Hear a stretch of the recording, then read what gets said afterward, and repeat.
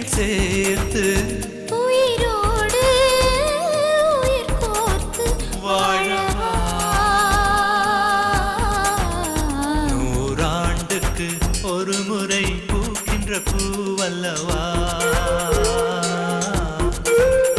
இந்த பூ